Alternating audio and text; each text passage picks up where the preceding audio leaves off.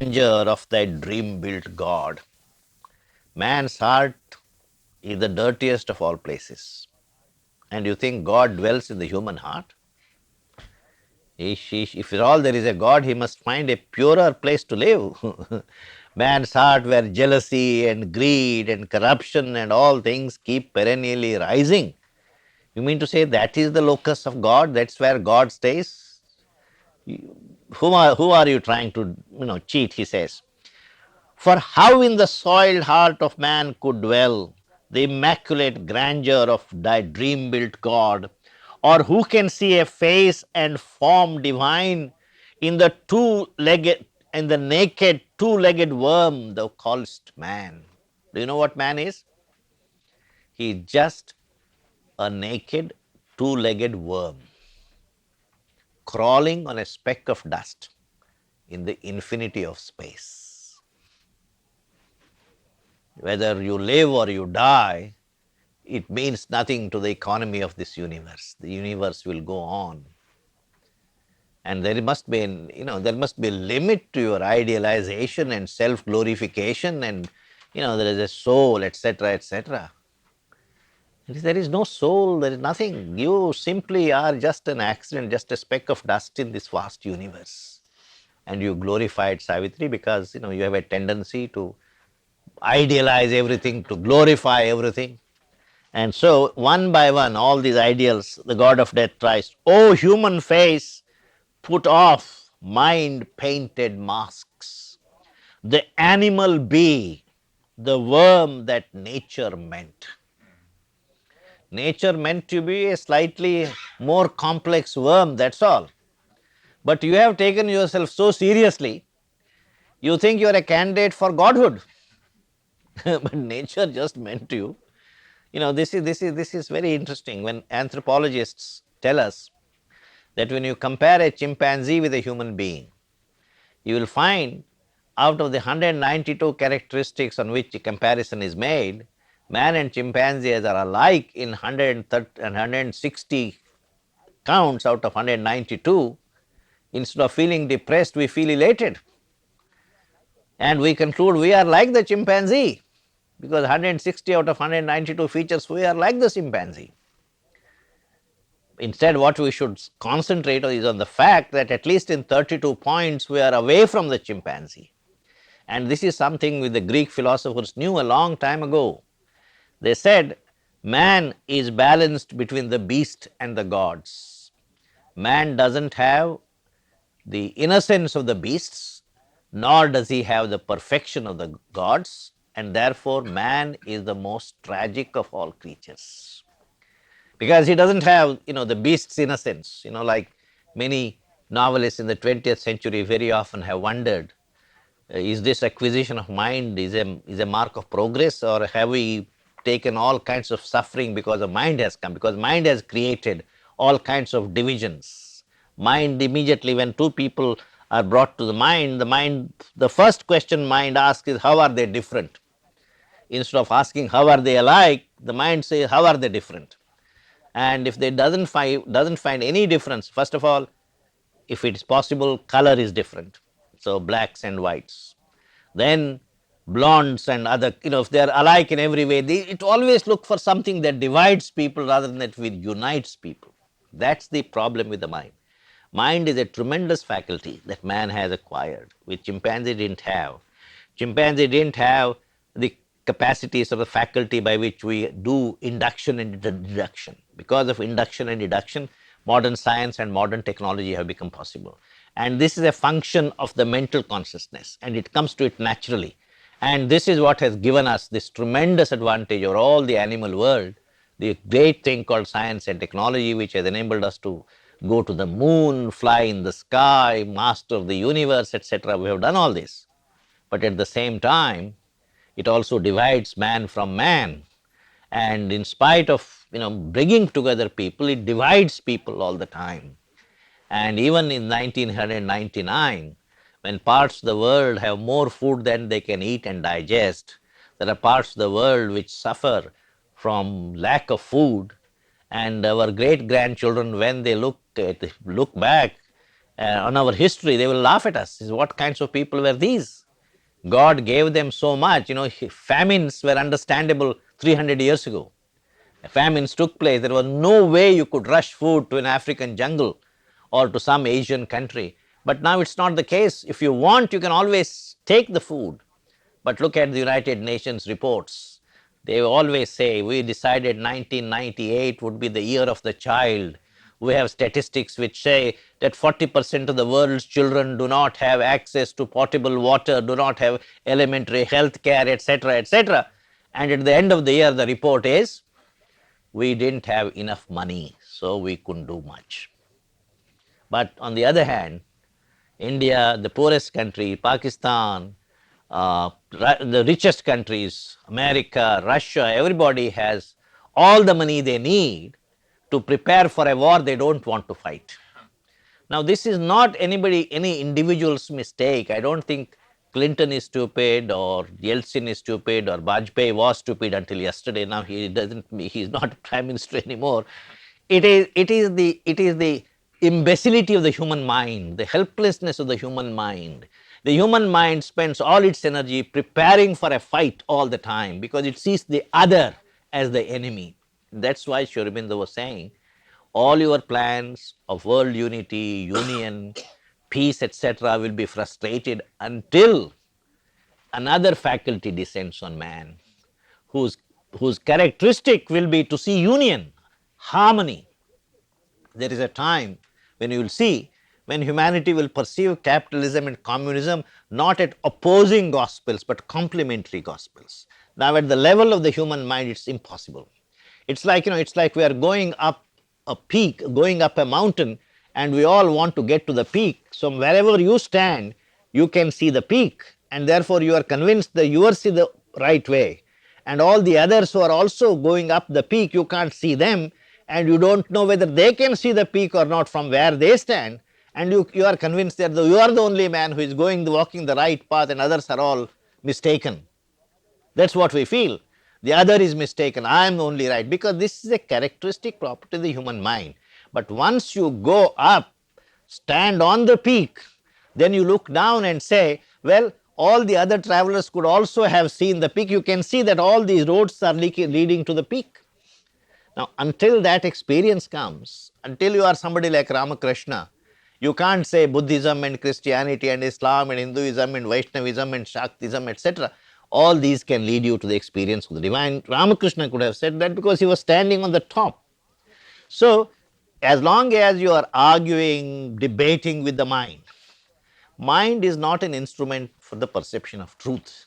Mind is an instrument for the organization of truth which you have seen. Truth has first to be seen, and all scientists would accept this, that whenever there is a creative leap, it is an intuitive leap. The intuition gives you the truth. And if you have a good mind, then you can organize it and you can talk about it, you can categorize it, etc., etc. And somehow the human mind has to be convinced that it's a wonderful instrument, but it can't be the master of human life because it doesn't have this capacity.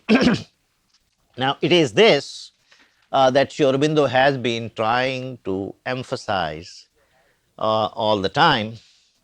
And it's like very often I linguists, since I was trained as a linguist, I remember, Chomsky at one time used to say, even now he says that, although I haven't read him for the last 15 years, I have no time for Chomsky anymore. He used to say that one of the things about human consciousness is that only man has language. Other species have communication systems, but they don't have what we call language. That is a system of communication where you can have infinite number of sentences, made out of very limited number of basic elements. That is, how many English sentences you can formulate, you can, nobody can say, and there is no upper limit. The kinds of English sentences you can produce are endless. Now, how is it that a small number of elements that you have imbibed enable you to produce this infinite output? That is what he was trying to say. And this faculty no other animal has, only man has. And as you know, American psychologists have adapted chimpanzee babies, and they have tried to, bring them to the dining room table. They have taken them to bed so that they could have the human environment so that they could learn languages, etc. Ultimately, they concluded that even at the end of 6 to 7 years, a baby chimpanzee who is now a 7-year-old chimpanzee cannot learn more than 700, 800 words, cannot construct more than 1,000 sentences. Now, compared to a human baby, this is nothing at all. A human baby does not need any instruction. As long as a human baby with undamaged mind is exposed to human language, no matter what language it is. If an American baby is brought up in Japan, he will speak Japanese exactly as the Japanese would. And an Indian child is brought up in New Jersey, he would speak English exactly as an American would. So, this is the faculty, this is what we can acquire, partly because we have an additional facet to our consciousness called the mental consciousness. It is the function of the mental consciousness. Of course, it is also the function of the mental consciousness that human beings are the only species which can tell lies, you know, because we can imagine something which doesn't exist. And also, by the same token, we are the only species who take great delight in killing members of our own species. Others, they say very often when two groups of monkeys come together and they have to settle which of these groups has to have ownership right on this grove, then they don't fight a war. They choose the leaders fight. In us, Clinton and Yeltsin won't fight. They will send you, they will sit somewhere else. And also they fight, it's a ceremonial fight. And but through this fight, they judge each other's capacities and powers, and the weaker monkey says, all right, this is yours, and they just retreat. We are the only ones who, if I have not succeeded this time, I will have another more powerful bomb next time and I will kill you. This is the kind of thing that we all have. Now, mind is that kind of a thing. It has wonderful things and also this wonderful weakness. And language is one of the great things that human mind has. Of course, psychologists have various kinds of programs for teaching chimpanzees human language, and they say we can teach chimpanzees human language in 8 years, somebody says 6 years, somebody says my program will teach chimpanzees 1200 words and 15,000 sentences, somebody has other program. This is all there is to it. But if a chimpanzee really wants to learn human language, the easiest course for a chimpanzee would be to become human, that is to acquire human consciousness. Now, similarly, bringing it to our spiritual fold, there are many gurus who will tell you that if you did such and such a thing, you will probably acquire peace and this, that, and the other. You will have moksha or nirvana maybe after 40 years, after 30 years. And some people have made it even simpler 8 steps to nirvana, 3 weeks to nirvana, or 4 weeks to nirvana. Various Swamijis have various kinds of things. But it's a very difficult enterprise. Now, what Sri Aurobindo is saying is that instead of trying to give these crash courses on nirvana, the best thing for us to do would be, just as the best course for a chimpanzee to learn language will be to be human, the best course for us to be there, this fulfillment of life, is to try and acquire the new consciousness. And this new consciousness, as things are organized, is there waiting for us. And all that we have to do is to prepare to receive it, incarnate it in ourselves. So instead of wasting time, and if you really look at it, the spiritual manuals say before you can really start a spiritual life, you must have undergone the following discipline. You must acquire real dispassion. You must really have no interest, you should really have no desires for worldly fulfillment. Now, this is not a short course, this is a course which will take you 3 lives. They give you the illusion that all this can be done in 3 years. It's not 3 years, you require 3 lives. Shankaracharya says, until you have fulfilled this elementary course, you are not even a candidate for undergraduate in spirituality. Now, by the time the entire humanity goes there, I don't know how many millennia it is going to take. It in individual it is going to take so long. And therefore, what Sri Aurobindo is suggesting is, Instead of trying to take these short courses, crash courses, and wasting our time, why don't we concentrate our efforts on growing in our consciousness such that we are capable of receiving the new consciousness. And once the new consciousness comes, just as language is a natural function of the human mind, harmony and perfection will be a natural function of the new consciousness. And then you don't really have to look around for crash courses anymore. This is what he is suggesting, and people say, oh, it's going to take time. This also has taken time. Buddha decided 2500 years ago that he was going to bring happiness to mankind, has he? He's been trying. It's not something like this that you can do.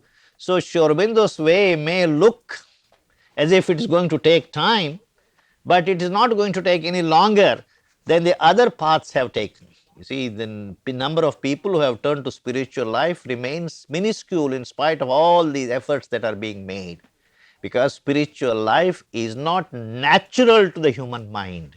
It's only when the human mind grows beyond its present limitations that you don't have to persuade anybody to be spiritual, because spirituality will then be a natural function of the new consciousness. And so, Sri Aurobindo's thrust is like this. I very often make this into a kind of a little story which was suggested to me by Sri Aurobindo himself.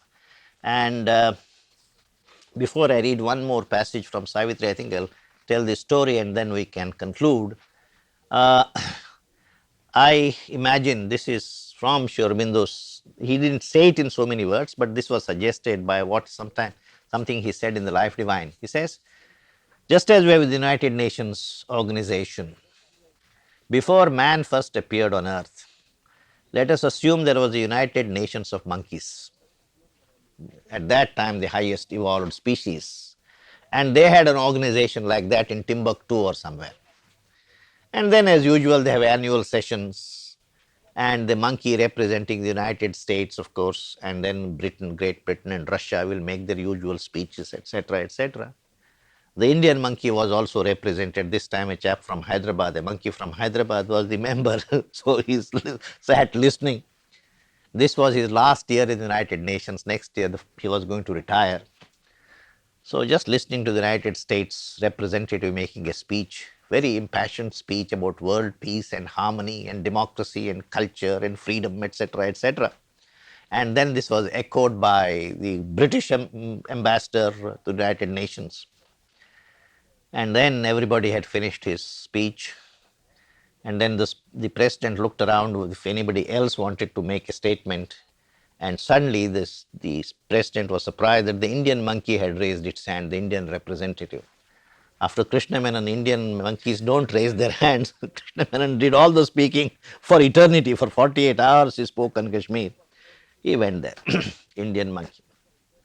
And he says, sir, I have listened to the American ambassador's impassioned plea for peace and harmony and democracy, etc., etc. But for some reason, I have been sitting here in the United Nations Hall for the last 20 years. I have been representing my country for the last 20 years.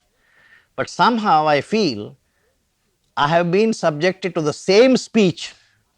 This is the 20th time I have heard the same speech, but the accent is different. Sometimes it's the Texan accent, sometimes it's the Midwest accent, sometimes it's the Californian accent, but the message is the same. You are making the same speech again and again and again, which is what? Which is humanity needs help, humanity needs such and such, but we don't have enough money to reach out to humanity because we need it all for Star Wars, etc., etc. This is what the message you are giving, and we have been saying it for 20 years. And I do realize that human problems, monkey problems are very complex, they cannot be easily solved. But since this is my last year at the United Nations, I really don't mind what you are going to think about me. Whether I am a dumb monkey or a smart monkey doesn't really matter to me.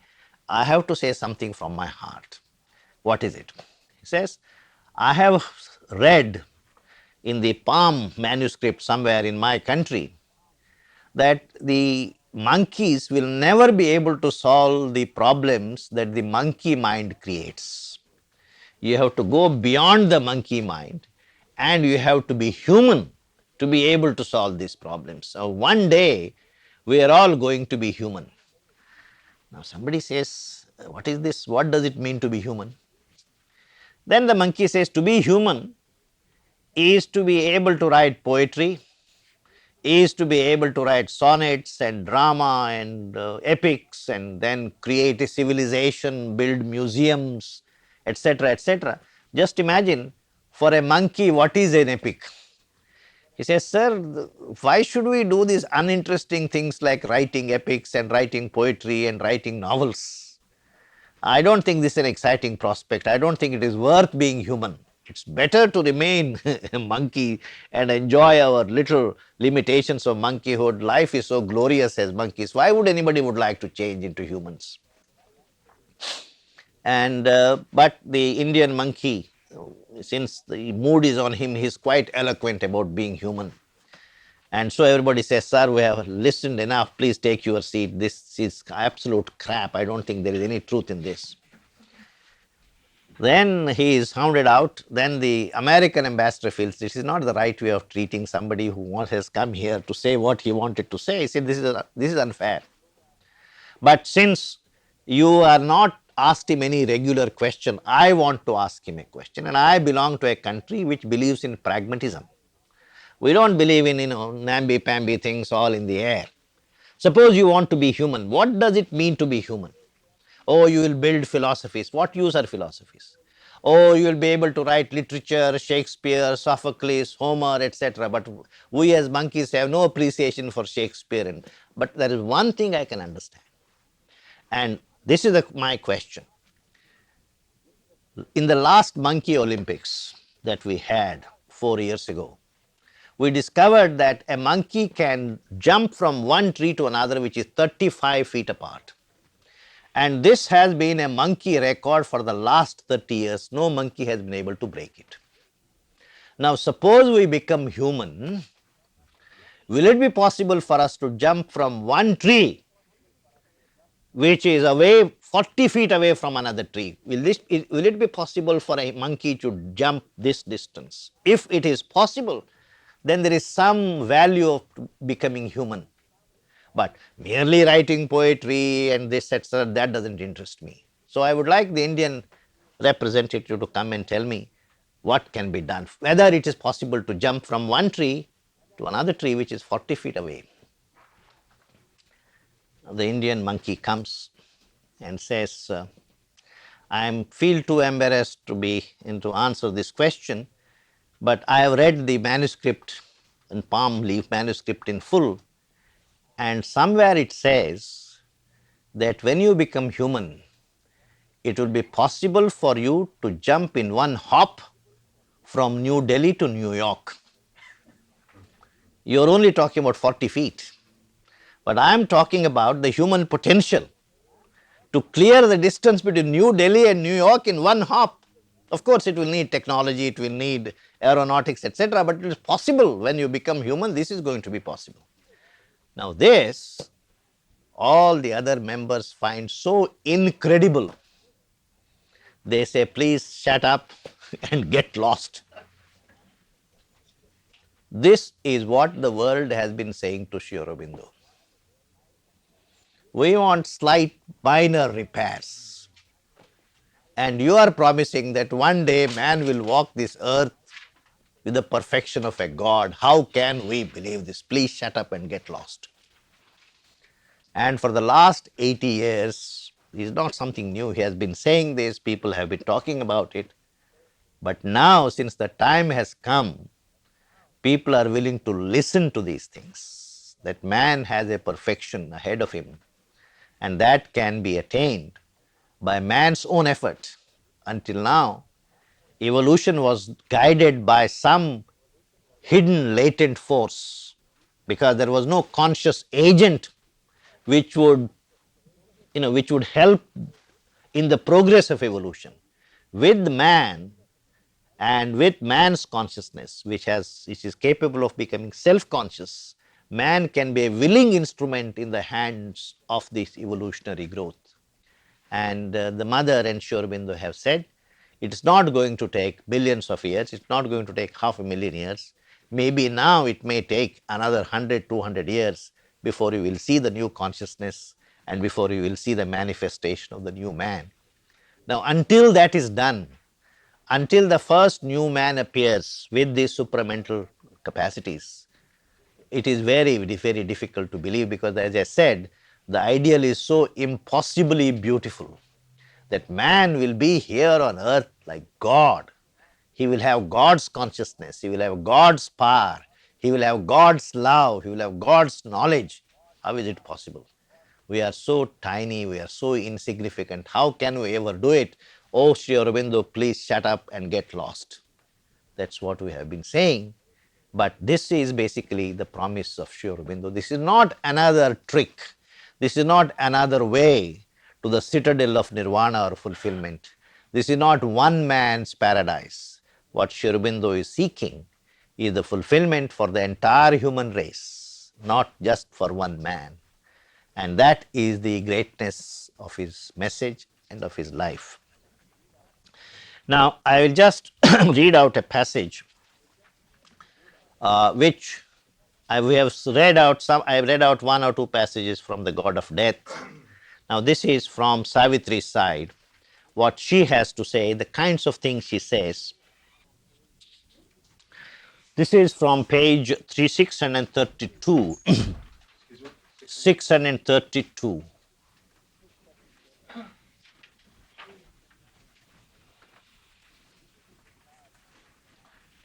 This is in reply, this says, human love is only a slightly higher manifestation of what is basically carnal attraction among animals. There is nothing sacred about it.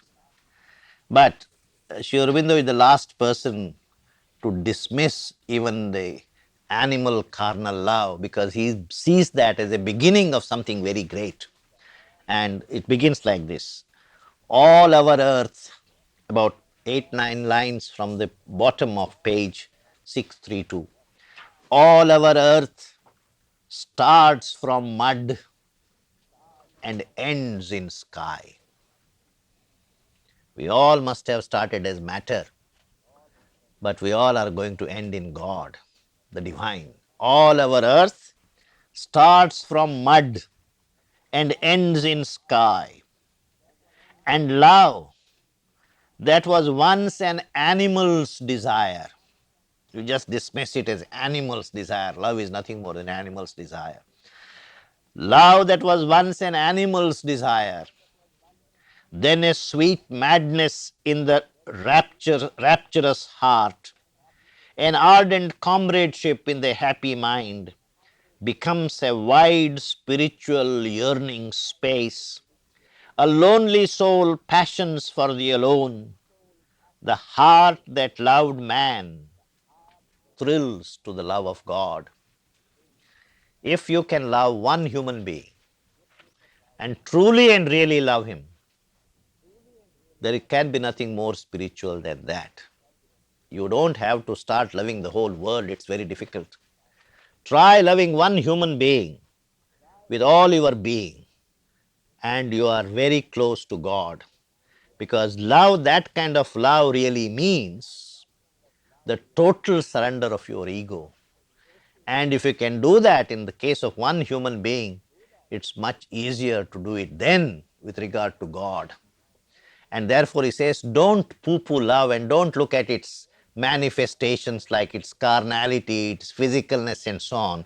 That's only the beginning of it. As you grow, it gets more and more subtle, it gets more and more refined. And finally, one day, it is going to transcend its physical limitations and be something purely spiritual. And therefore, he says, the heart that loved man thrills to the love of God. A body is a chamber and his shrine. Then is our being rescued from separateness. All is itself, all is new felt in God. A lover leaning from his cloister's door gathers the whole world into his single breast. Then shall fail the then shall the business fail of night and death. There is only one force in this world which can conquer the forces of night and death, and that is love, and that is human love.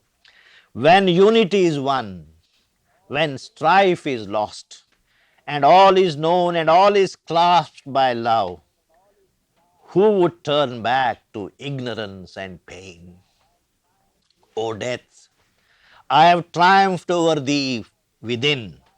I quiver no more with the assault of grief. A mighty calmness seated deep within has occupied my body and my sense. It takes the world's grief and transmutes to strength. It makes the world's joy one with the joy of God. My love eternal sits throned on God's calm. For love must soar beyond the very heavens and find its secret sense ineffable. It must change its human ways to ways divine, yet keep its sovereignty of earthly bliss. This is something only Sri Aurobindo can say. It can soar to the highest spiritual height and yet keep something of its earthly bliss. O death, not for thy heart's sweet poignancy, not for my happy body's bliss alone, I have claimed from thee the living Satyavan, but for his work and mine, our sacred charge. Our lives are God's messengers beneath the stars. To dwell under death's shadow they have come, tempting God's light to earth for the ignorant race. He is loud to fill the hollow in men's hearts. He is bliss to heal the unhappiness of the world. For I, the woman, am the force of God. He, the eternal's delegate soul in man. My will is greater than thy law, O death. My love is stronger than the bonds of fate. Our love is the heavenly seal of the Supreme. I guard that seal against thy rending hands. And then, love must not cease to live upon the earth. For love is the bright link twixt earth and heaven. Love is the far transcendent angel here. Love is man's lien on the absolute.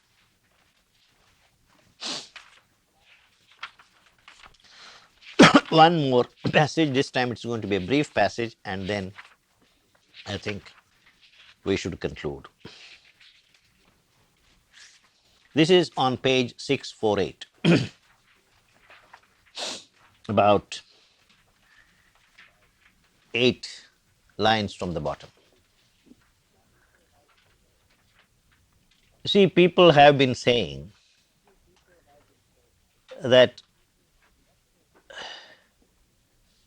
what Sri Aurobindo has been claiming is fantastic, that a new consciousness will come and complete the work that we are not in a position to take up, which is bringing perfection to human life at the individual level and at the level of the collectivity.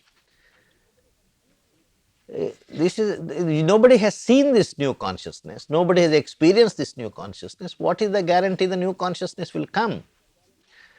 There is no deductive step which says, since until this morning the sun has been rising in the east, tomorrow also he will rise in the east. It's just a matter of faith.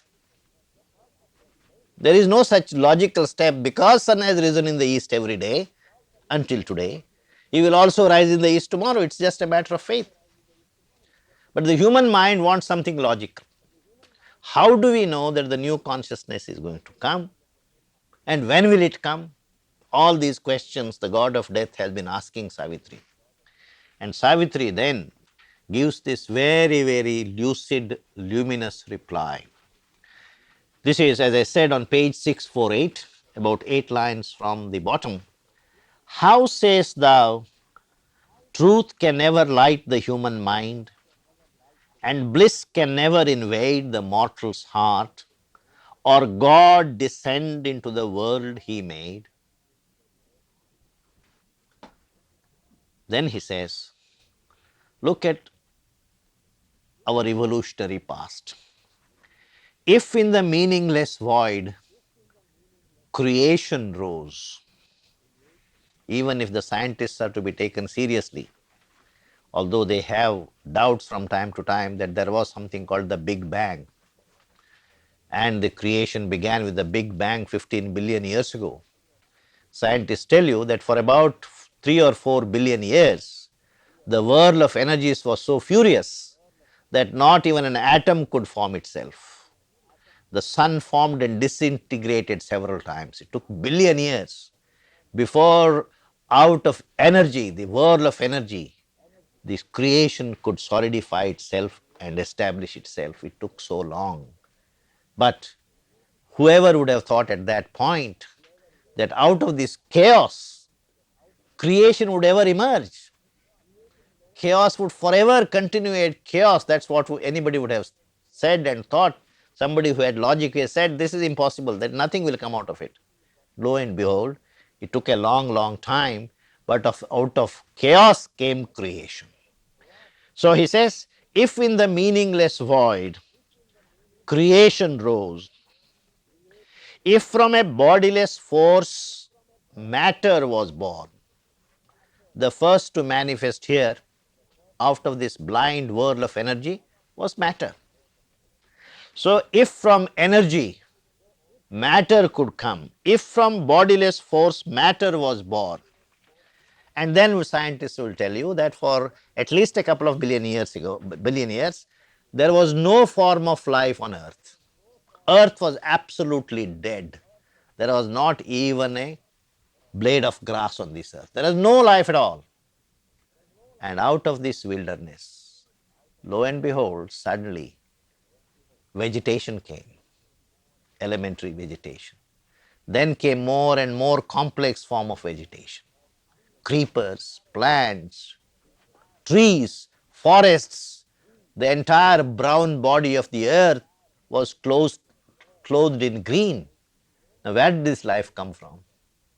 If you would only see the wilderness of matter, you could have said at that time, if you had been sent by the United Nations Commission here for an tour of inspection, you would have said this is written off, nothing will ever come here.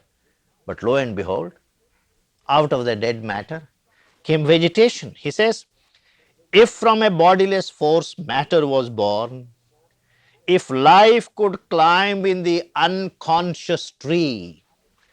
Now we are all looking for miracles, and we all go to Babas who perform these miracles. But you don't see the greatest miracle is all around us. A tree is a miracle. Out of dead matter came up this tree, which has the tremendous capacity to suck nutrients with its roots from the earth and transport it along its trunk to its branches and twigs, and through its leaves draw energy through photosynthesis from the sunlight and from the rain, and then from it blossom into flowers, and from flowers into fruit, and through this fruit gradually multiply itself and occupy the whole world. This is all matter doing it. This is a miracle in itself. How can matter which is dead do all these things? But it has happened. So he says, if life could climb in the unconscious tree, its green delight break into emerald leaves, and its laughter of beauty blossom in the flower. Not only that, then comes more complex forms of life, insects, birds, beasts, man, and man is so complex. If you ask scientists what is the raw material which goes to make the human body, at one time when this question was asked, he said human body is 80% water, and water is free. Used to be free until recently. Pure water used to be free. Then a certain amount of calcium, iron, sodium, and the quantities in which it is required to make the human body. Very often to my Indian audiences I say, at one time a human body's cost was only 99 paise. 99 paise is about 2.5 cents. Now with inflation and international market and etc., its value must have gone from 99 paise to 10 rupees 99 paise. It is still a quarter of a dollar. That's what the raw materials that go to make the human being costs. But the same scientist was asked, what is the value of a human being with all the faculties developed? He said, each human being's value would be a few $1 billion. This value has been added. And nature made all this with just a handful of dust. Man who can go to the moon, man who can do all these miracles. Nature has already done this. So if sense could wake in tissue, nerve and cell, and thought sees the grey matter of the brain, brain is still called the grey matter. It is still matter. But this still grey matter has done wonders, miracles. And all this has happened. From creation, from chaos came creation. From energy came matter. From matter came life. From my life came mind. With mind came man. And man is almost like God, cast in the image of God. The Upanishads have a very interesting story about it. When all the animals were made, it seems God came down for inspection and looked at all the animals and looked at man and said, this is okay for me. This is where I will I will manifest myself through man. So man has also come. And not only has man come, with man comes thought, and soul peep from its secrecy through the flesh. Something called soul, man's urge for the infinite. No matter how strongly you want to suppress it, as you found in Soviet Russia, God was just debarred, and the hunger for God that you have in the Soviet Russia is unimaginable. And one of the great things that Russian communist revolution, God doesn't do anything without getting some indirect benefit somewhere else. About 4 or 5 months ago, we had a visitor in Hyderabad. They were the chancellor and the vice chancellor of the Kazakhstan University, one of the universities in that. And they had come here. I'm retired academic, so I don't matter much in the affairs of Hyderabad. But these people came to visit an institution, and this lady, chancellor, vice chancellor of the university, is greatly interested in Sri Aurobindo. So the person, the officer who was looking after them, knew about me, so he telephoned me and said, this lady has come and she wants to meet you because among Sri Aurobindo's devotees and so on, there are very few people I know you very well, shall I send her to you? But she said she doesn't speak English. And I know you don't speak Russian. Say in that case there is nothing I will be able to tell her, but we have Sri Aurobindo's relics in 2 places in Hyderabad. I will take her to those places, and if she is open, she will get benefit from just visiting these places. If she comes to me as hospitality, I will give her a good cup of tea and then take her to these places. That's about all. And they came. And then we started talking through the interpreter, and I found that she and the chancellor both were husband and wife, and the chancellor had no interest in Sri Aurobindo or matters spiritual. He was only interested in handicrafts, what he could buy in Hyderabad like any tourist. But the wife had no interest in any of these things. She was only interested in Sri Aurobindo. She had read most of Satprem's books in French. She didn't read English, but she had access to French. And what I then realized, when I asked her name was Razia Sultan or something like that, a Muslim name. Now, if you have a Muslim name, the chances of your ever opening yourself to Sri Aurobindo are almost zero or nil.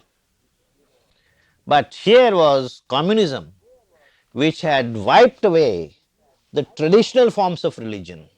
And since the traditional forms of religion were all wiped out, the real spiritual urge that still remains when religion is taken away was felt in her. And so I was quite surprised that this name, any Razia in Hyderabad, there are so many Razias in Hyderabad, there are lots of Muslims in Hyderabad.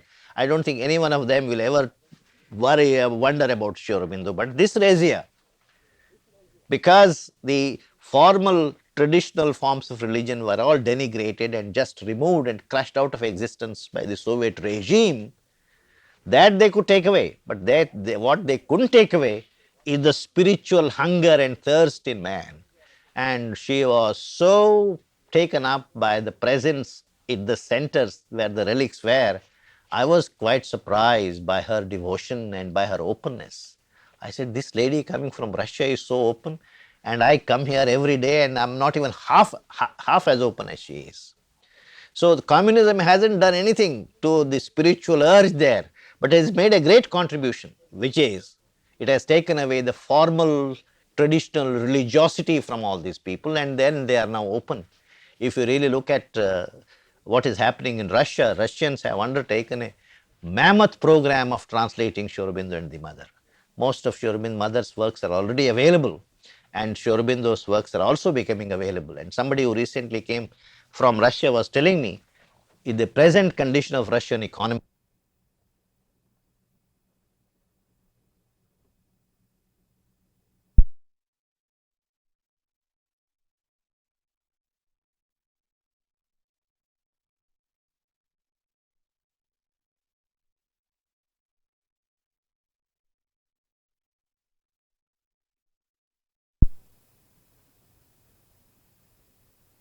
which had many bad things about it, left this thing in them that it has taken away all the traditional things. Sometimes I wish, without having to pay the price of a communist regime, if we could have reached that status in India, we would be very happy. But we have all the traditional religiosity in the country, which has become an albatross around our neck.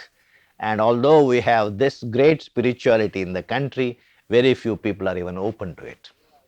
And you are to that extent lucky, but in America, this religiosity, although it is very thick in some parts, in some people it is thinning out, and so you are open to this kind of thing. Anyway, what I was trying to say is that this spiritual impulse in man then arises, not only thought, not only mind, but quest for eternity, quest for delight.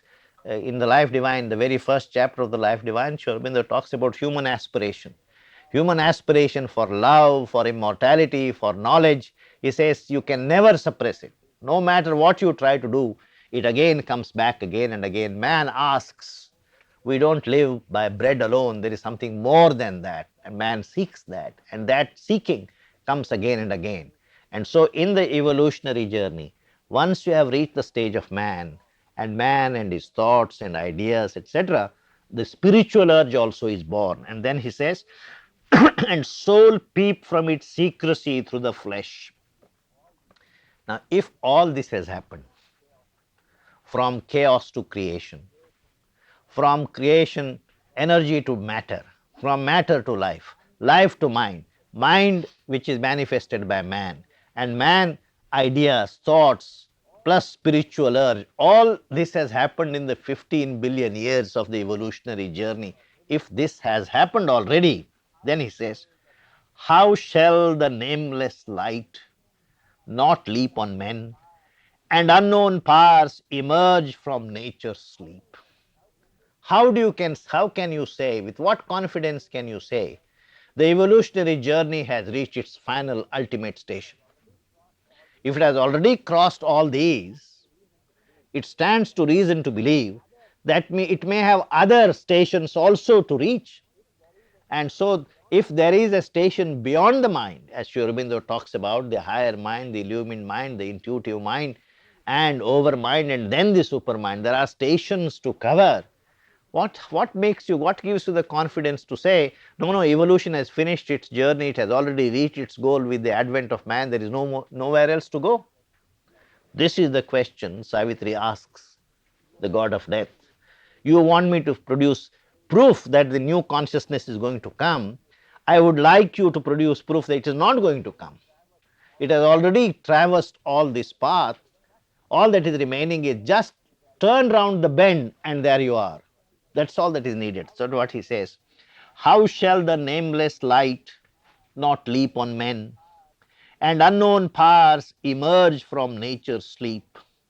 Even now, hints of a luminous truth like stars arise in the mind moon splendor of ignorance. Even now, the deathless lover's touch we feel.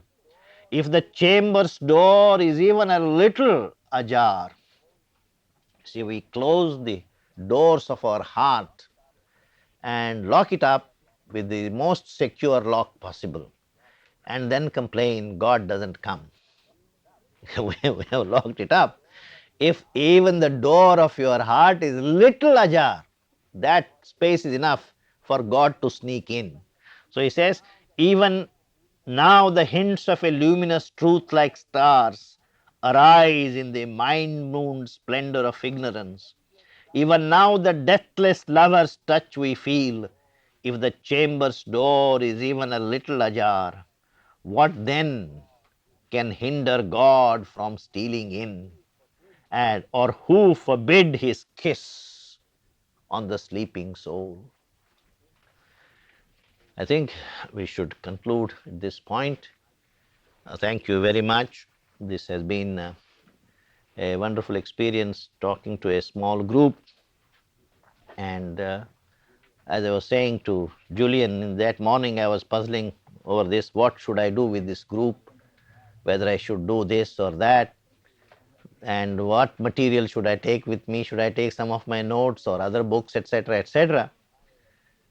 And then finally, I concluded I will just travel with one book, Savitri, and then let your prayers suggest to me what I should be doing, because I am not doing something either for its intellectual glory for myself. It is something for which I have to lend myself and my voice. And the more open I am to the aspirations of people who come here, the more relevant will I be to the people, to the group. So that was my aspiration. And I am sure you also made a great contribution in suggesting to me what line I should take. Thank you very much. As I said yesterday, we owe this whole idea of this retreat to Julian, his genius in finding out this place, which is so nice and so convenient. Thank you very much.